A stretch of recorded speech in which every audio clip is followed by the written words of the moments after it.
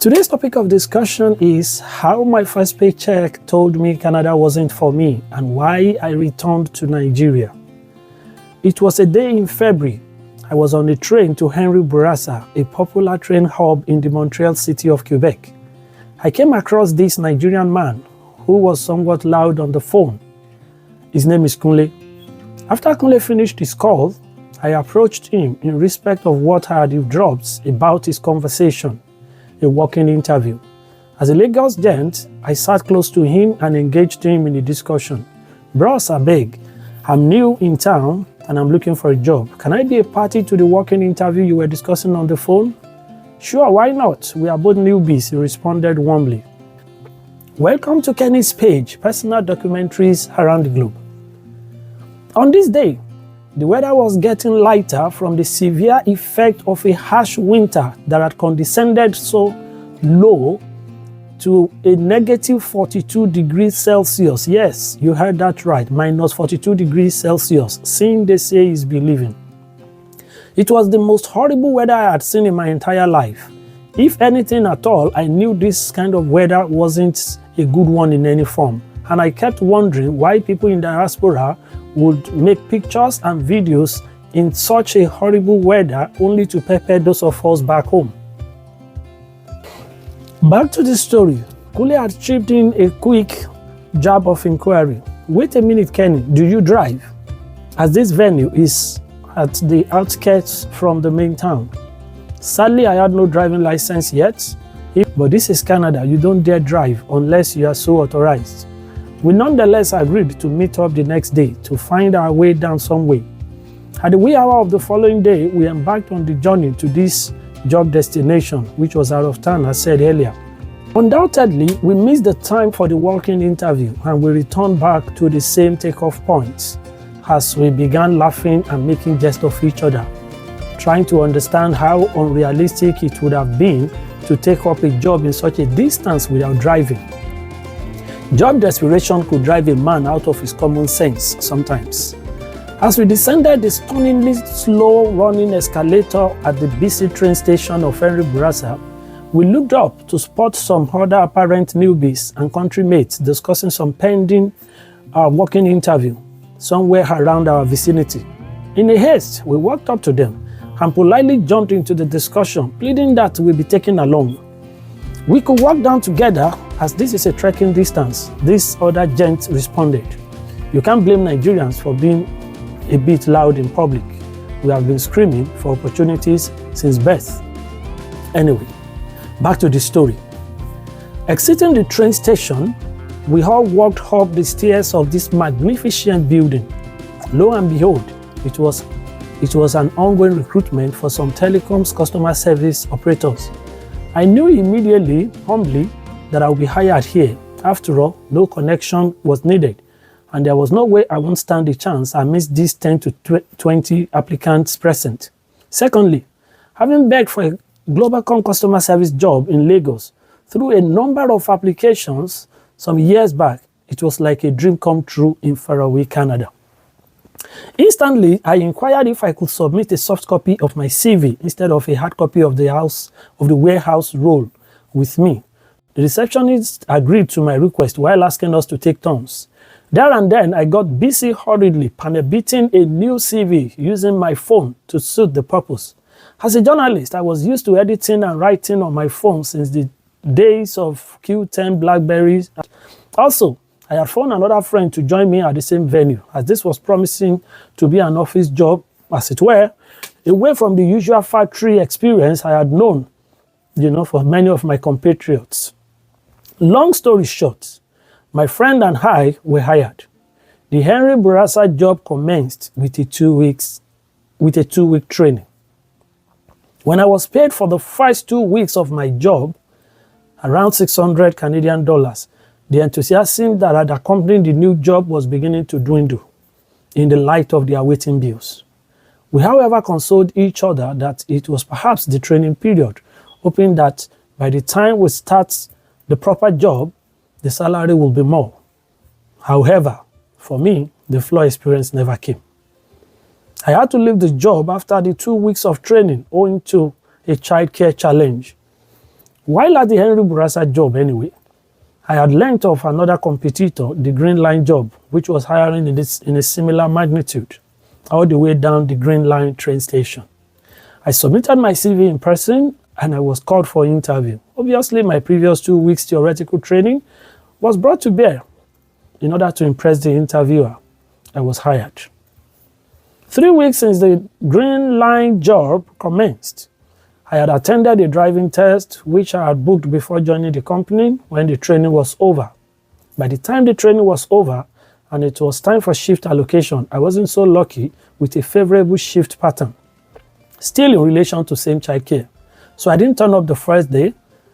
By the second day when I turned up, after the childcare issue was sorted, the job was over.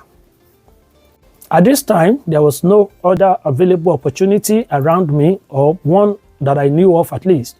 What I would do was to Google all the call centers around town as I was submitting my CV in person, walking from one location to another. It was a height of all stress, I must say. No one was hiring in a good number anymore. The few that I came across wanted bilingual candidates. Frustrations mounted day by day because in this country, a week without job seems like a year of not earning. Then, I resorted to searching for factory jobs. I came across one in Lashin through an agency where flowers were produced in commercial quantities.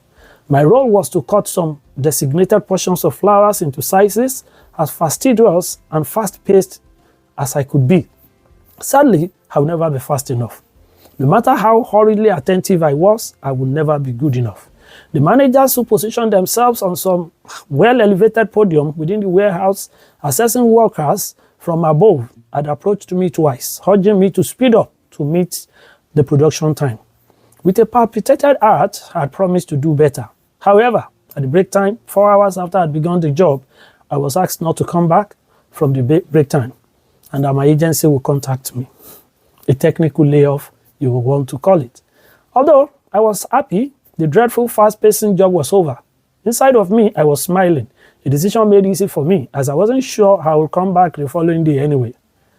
Still in the unpleasant job market, I had vowed not to turn to a warehouse job anymore. When no job was forthcoming, after 2 weeks, my friend and neighbor had introduced me to one crazy job in a freezing cold room. Yes, freezing cold room, double honor. Here we had to be inside a warehouse refrigerator of some negative 20 degrees Celsius to carry out the task of vegetable sorting and cutting. During the interview, I was asked whether I would prefer a warehouse role of this cutting or a housekeeping role, cleaning. Gladly, I went for a cleaning duty, knowing that such a role might not be as fast-pacing as what I had been through. Just as predicted, I was on the cleaning role for some 3 to 4 weeks with little or no harassment about production deadline, even though I wasn't happy. By the 3rd week, it was already appearing like a 3rd year on the job. Working in a refrigerator was no child's play. Totally stressful for me, like very many others. Being on my feet all through the 10 hours and roaming around the warehouse to pick and collect every dirt and vegetable waste was becoming too difficult. As I'm speaking with you now, I wish I could make you understand the freezing nature of the working environment. While many of our Nigerian freezers operate around 0 degrees Celsius, working in a freezer of negative 10 degree, negative 15 degree or more is better experience than being told. You can never understand, only if you can relate. Every staff had to wear layers of winter coats, jackets upon jackets, triple thick joggers with a heavy underlay. Not to mention frequent hand washing under the boiling water that was left running around some corners. We were all looking like astronauts of some sort in our daily dressing for duties. On one of the days, I stumbled across a journalist colleague. Nobody could pretend for anyone, not at this stage. We exchanged pleasantries and soon carried on with our newfound journalistic duties in the cold room. We would gossip and chit-chat during break times that was barely enough to finish our meals. About 3rd week on the job, my old friend would go on to inform me of her pending resignation at the cold room job to join a new telecoms customer service. The organization, Royal. It was new to me, and it was not one of those I had missed out on anyway. She gave me the new job location. I submitted my CV in person and I was interviewed on the spot. 2 days later, I was contacted to start off with my training. I couldn't have been happier. Leaving a killing cold room job for something more doable? Wow. This time, I will give the Royal Customer Service job whatever I took to ensure I didn't lose it again. Childcare or no childcare. Breaking away finally from the arthritis knocking cold room job was one of the best happenings I had welcomed in my adult age. Soon enough, I completed the training with the Royals and was posted to a credit card collection unit of a popular bank domiciled in the US. My main duty was to recover debts owed on credit cards from debtors. It was not as easy as it seemed, but I endured. Many clients will hang up on many of us, learning it's a collection call. Many will make jest of our accents for not being Canadian or American enough. Some would even wonder if we were truly picking the calls from a Canadian city as acclaimed, or if we were located somewhere in Nigeria or in Asia. Some would even wonder if we were truly picking the calls from a Canadian city as acclaimed, as many of us sounded to them like the popular Nigerian princes they will make us to understand. Anyway, I endured as majority of other colleagues. This was going to be my main starting job and first Canada experience to adorn my CV. I was determined to spend time. Week rolled into weeks, however, and a month came calling. Lo and behold, I was still standing gidigba on the job. Finally, I was getting settled, or so I thought. Alas, a new level of dissatisfaction was present at the end of each paycheck. I would receive 703 Canadian dollars bi-monthly on a job of 11.75 Canadian dollars hourly, making my salary 1,400 Canadian dollars. Immediately my salary was paid, I would head straight to the HR and salary guy to express my displeasure over what I consider to be too many deductions, leaving me with a mere 1,400 Canadian dollars. What would I do with this kind of pay in a month, with loads of overhead running over 2,000 Canadian dollars? As a family man, the rent was 850, hydro was 30, childcare 170, bus pass per person 85, feeding was over 500 Canadian dollars, and some other unplanned expenses. My dissatisfaction was building gradually. In the end, I stayed on the job for some 4 months before moving to yet another job in LaSalle with 15 Canadian dollars per hour. It was like a jackpot. Not a job available to many. I had scared a few interview sessions to be so hired. Though a customer service role on household internet, inbound and outbound session. The office was, however, so friendly under a Jamaican supervisor who incidentally liked me and was so supportive of my quest to advance in the job. Some months in the job, however, another challenge rose. This time, it was not only about childcare, but something worse off. You want to know? Let's go.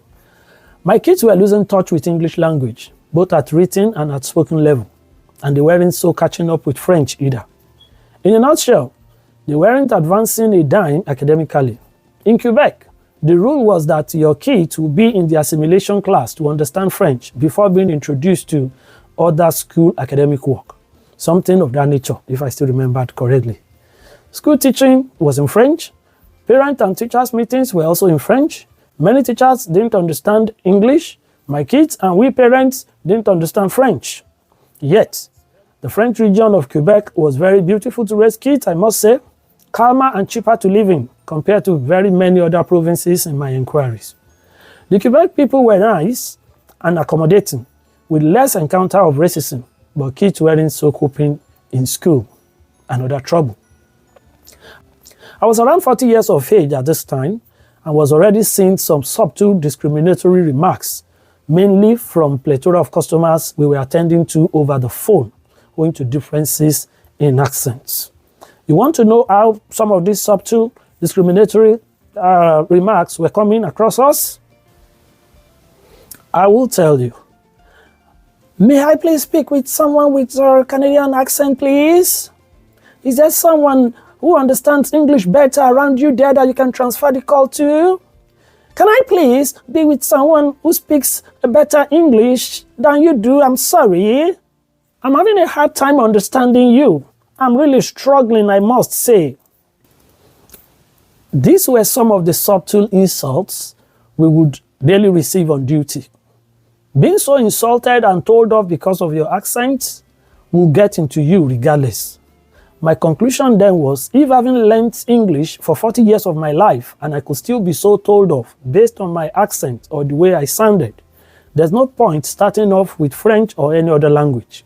In any case, it was too late for me, a Nigerian-born and Ibadan-raised child, to start learning accent at 40. In fact, if I had my way, I would return to speaking my well-polished Ngbati Yoruba ideal. No place like home indeed. Having changed jobs for about 8 times in Quebec, the time to depart the beautiful French zone of Canada was sooner than we thought. The options on ground were between a place in the popular Ontario province or the oil-rich Alberta.